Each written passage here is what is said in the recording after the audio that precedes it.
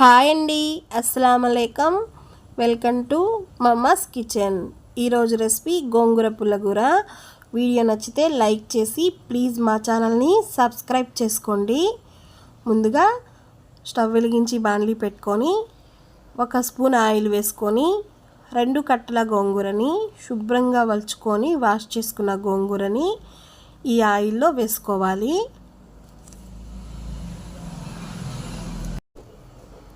వేసేసుకున్నాం కదా.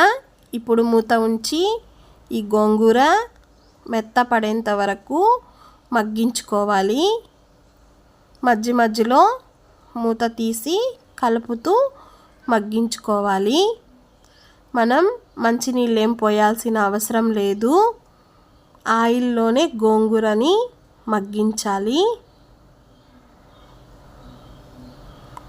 ఇప్పుడు ఒక 2 మినిట్స్ పాటు మళ్ళా మూత ఉంచి ఈ గోంగూర మగ్గేంత వరకు మగ్గిద్దాం.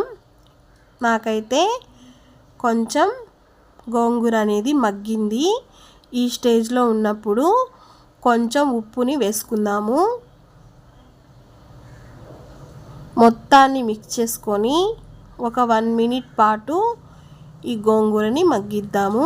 గోంగూర అయితే చక్కగా మగ్గిపోయింది. స్టవ్ ఆఫ్ చేసి పక్కన ఉంచుకుందాము.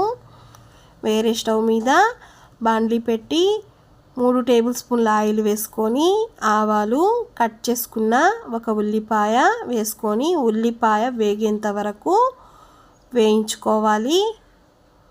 ఉల్లిపాయ అనేది కలర్ చేంజ్ అయిపోయింది కదా.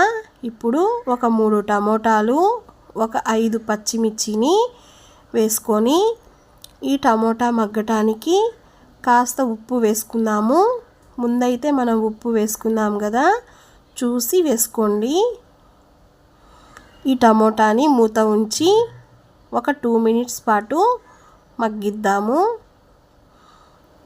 టమోటాలు అనేవి కాస్త మగ్గిపోయాయి. ఇప్పుడు చిటికెడంతా పసుపుని యాడ్ చేసుకోవాలి.